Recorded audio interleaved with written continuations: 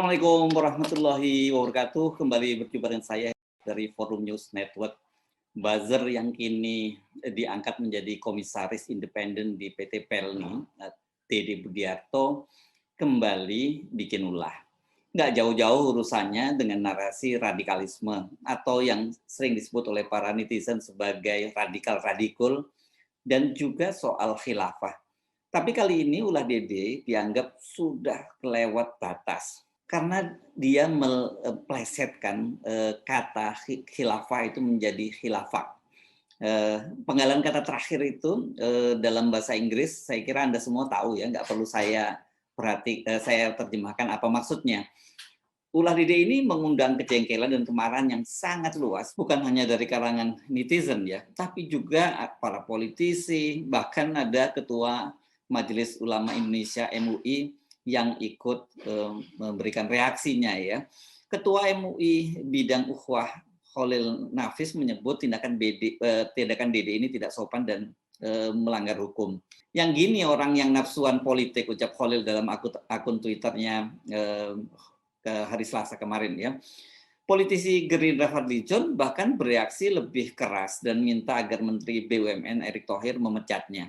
Orang seperti ini harusnya dipecat saja sebagai komisaris, jangan sampai menjadi wajah BUMN, itu tweet Fadlizon di akun Twitternya. Politisi Partai Demokrat Hasbi Lubis malahan berencana akan melaporkan Dede Budiarto ke polisi karena ini tindakan dia ini sudah dinilai masuk dalam kelompok menistakan agama Islam ya. Sabar ya kawan-kawan, saya masih di luar kota. Begitu saya sampai di Jakarta, saya pribadi akan buat laporan dugaan penistaan agama Islam yang dilakukan oleh komisaris yang sombong itu. Tweet Hasbi hari Selasa ini kalau tidak salah. Menanggapi berbagai kecaman dan ancaman laporan ke polisi itu, Dede Budiarto menanggapinya dengan santai. Dia malah membalas tweetan Hasbi Lubis dengan menyatakan begini, halah dikit-dikit penistaan, dikit-dikit penistaan. Urus saja partainya yang hampir nyungsep. Kelihatannya soal ini dianggap oleh Dede Budiarto bukan soal yang serius ya. Sebelumnya Dede Budiarto itu membuat cuitan di akun Twitternya sebagai reaksi atas pidato Pak Jokowi, itu pidato Presiden Jokowi pada hari ulang tahun Golkar itu pada Jumat malam lalu ya. Pada waktu itu kan Pak Jokowi mengingatkan Partai Golkar agar jangan sembrono memilih calon presiden. Walaupun tidak disebutkan, walaupun ditujukan kepada Golkar, tapi banyak yang menduga bahwa ucapan Presiden Jokowi atau pidato Jokowi ini ditujukan kepada Ketua Umum Partai Nasdem Surya Paloh yang hadir dalam acara tersebut. Dan seperti kita ketahui kan Nasdem sudah mencalonkan Anies Baswedan sebagai calon presiden pada Pilpres 2024. Nah, merespon dari pidato Pak Jokowi itu kemudian Dede Budiarto itu membuat cuitan, memilih capres itu jangan sembrono, apalagi memilih capres yang didukung kelompok radikal yang suka mengkafir-kafirkan, pengasong khilafah, anti Pancasila, gerombolan yang melarang pendirian rumah ibadah minoritas. Itu tweet di akun Twitternya. Cuitan inilah yang kemudian mengundang kehebohan. Walau tidak menyebut nama, namun kalau dilihat dari konteksnya, cuitan itu dipastikan menyindir Partai Nasdem yang telah mencapreskan Anies Baswedan. Selama ini di kalangan para buzzer pendukung pemerintah maksud saya, itu Anies itu memang di-framing sebagai bapak politik partisan. Dan kemudian Anies juga dianggap selalu dikait-kaitkan dengan FPI dan HTI yang disebut sebagai kelompok radikal dan menjual isu khilafah yang mereka sering sebut sebagai pengasong khilafah gitu ya. Dan ini sebenarnya labeling atau framing semacam ini sebagai buntut dari Pilkada 2017 ketika Anies Baswedan berpasangan dengan Sandiaga Uno itu mengalahkan pasangan Ahok dengan Jarot pada Pilkada DKI Jakarta. Jadi kalau mereka selalu memframing orang-orang yang yang berbau Islam, bahkan termasuk Anies Baswedan itu sebagai orang yang menjadi pengasong khilafah, itu biasa. Cuman mempelesetkan khilafah menjadi khilafah ini, saya rasanya ini seingat saya ini baru dilakukan oleh Dede Budiarto. Tetapi kita perlu ingatkan ya bahwa bukan kali ini saja Dede Budiarto itu mengundang kehebohan yang dikaitkan dengan aktivitas umat Islam. Ini kelihatannya dia punya semacam semacam perasaan benci itu terhadap berbagai hal-hal yang berbau Islam, Pada Ramadan tahun 1422 Hijriah atau Ramadan tahun lalu tahun 2021 itu Dede juga mengundang kehebohan karena dia menghentikan kegiatan pengajian Ramadan online dengan di PT Pelni dengan alasan kegiatan itu tidak mendapat izin dari direksi PT Pelni. Dia juga mengkaitkan larangan itu dengan kegiatan para ustadz atau kiai yang mengisi kajian dengan mereka itu adalah berasal dari kelompok-kelompok radikal.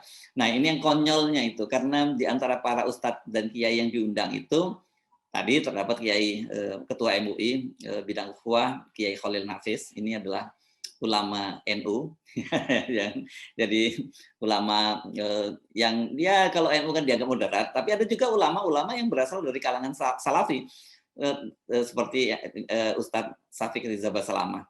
Salafi ini walaupun dalam doktrin-doktrinnya sangat keras, tapi kalau dalam kaitannya dengan pemerintah itu wah mereka sangat sangat apa ya sangat mengecam orang yang menentang pemerintahan ya buat dia pemerintahan siapapun pemerintahan itu harus taat dalam hal ini tentu saja Salafi ini juga mendukung pemerintahan dari Presiden Jokowi karena memang doktrin dia semacam itu. Jadi keunggahan apa ini unggahan Deddy Budiarto itu jadi orang dipertanyakan ya sebenarnya ini sok menghakimi orang lain tapi dia sebenarnya tidak memahami khasanah pemikiran di kalangan Islam gitu dan dia akhirnya dia salah tembak orang seperti Kiai Khalil Nafis dari NU dan juga Ustadz Salafi dia tembak juga dan dia kelompokkan sebagai kelompok radikal atau radikal tadi ya. Dan kita tahu sebenarnya narasi radikal, narasi khilafah ini sebenarnya khusus ditujukan, spesifik ditujukan pada kelompok-kelompok umat Islam yang kritis terhadap pemerintahan atau yang mereka yang berada dalam kubu oposisi lah gitu ya. Jadi narasi radikal yang disematkan oleh Dede itu ya tadi itu menunjukkan dia memang tidak memahami khasanah pemikiran Islam dan dia juga tidak tahu siapa tokoh-tokoh Islam. Pokoknya asal berbau Islam, menurut dia itu radikal gitu saja. Ini main hantem promo saja. Selain itu, yang waktu itu banyak dipersoalkan dan orang juga merasa heran sebagai komisaris dari BUMN harusnya kan dia itu lebih meningkatkan kinerja PT Pelni, bukan malah mengurusi pengajian, malah menguji ya kajian Islam di PT Pelni. Menyadari bahwa dia salah menembak sasaran itu akhirnya Dede Budiarto itu minta maaf dan mendatangi Kiai Khalil Nafis. Dan selain minta maaf dia ketika bertemu dengan Kiai Khalil Nafis berjanji bahwa dakwah di PT Pelni itu tidak akan dihentikan, tetap dilanjutkan dan nanti dengan koordinasi dan bimbingan dari Majelis Ulama Indonesia. Dan walaupun sebenarnya kita tahu dampak dari peristiwa tersebut, penanggung jawab pengajian online itu kabarnya dimutasi ya. Hanya gara-gara itu tadi, kesalahan tembak tapi dia kemudian harus bertanggung jawab dan dimutasi dari jabatannya. Video permintaan maaf Dede Budiarto kepada Kiai Khalil Nafis itu kemudian diunggah di media sosial dan menyebar sangat luas. Nah, kalau kita lihat videonya waktu itu wah kelihatannya mungkin dia ini tidak akan lagi mengulang perbuatannya, udah kapok lah gitu ya. Tapi rupanya Dede ini memang tidak belajar dengan kesalahan terdahulu dan ini dia kembali lagi berulah dan kali ini dia juga kembali berurusan dengan Kiai Khalil Nafis. Benar bahwa soal ini tidak langsung berkaitan dengan berkaitan atau menyinggung pribadi Kiai Khalil Nafis. Tetapi memplesetkan kata khilafah menjadi khilafah ini sangat sangat jelas ya menyakiti hati umat Islam secara keseluruhan termasuk tentu saja Kiai Khalil Nafis. Nah, bagaimana dengan rencana pelaporan ke polisi oleh Hasbi Lubis? Dalam penjelasannya, politisi Demokrat ini menyatakan dia akan melaporkan ke polisi bila Dede Budiarto ini tidak segera meminta maaf. Tapi kan seperti tadi, justru dia meresponnya dengan santai tadi, malah dia dalam tanda petik itu meremehkan atau menghina Demokrat dan dengan menyebutnya sebagai partai yang sudah mau nyungsep gitu ya. Saya sendiri yakin pasti banyak di antara Anda ini ya, skeptis ya, nggak perlulah dilaporkan kepada polisi karena dipastikan kalau dilaporkan ke polisi tidak akan diproses secara hukum gitu. Ya Anda sebenarnya nggak terlalu salah juga memang karena banyak sekali kasus-kasus yang serupa itu yang dilakukan oleh buzzer dan kemudian dilaporkan ke polisi yang memang tidak diproses lebih lanjut. Tapi kalau saya menyarankan sebenarnya dilaporkan saja ini positive thinking lah ya. Kan sedang ini polisi seperti dikatakan oleh Pak Kapolri Jenderal Listio Sigit sedang berbenah. Mumpung polisi ini sedang ingin memperbaiki citranya, Jadi tidak ada salahnya coba. Masa iya sih Polri sebagai institusi mau dikorbankan citranya hanya untuk melindungi para buzzer, walaupun sekarang mereka sudah diangkat jadi komisaris BUMN, tapi perilakunya tetap saja sebagai buzzer ya, bikin heboh dan memperdalam perpecahan bangsa. Selain polisi, saya kira ini Pak Erick Thohir ini sebagai Menteri BUMN juga tidak boleh tinggal diamlah menghadapi soal seperti ini, karena kemudian banyak tudingan kepada Pak Erick Thohir bahwa dia melindungi buzzer-buzzer semacam ini. Ini saya kalau menyampaikan himbauan ini bukan hanya karena citra BUMN yang harus dijaga nama baik dan independensinya, yang ini saya kira memang berat gitu ya.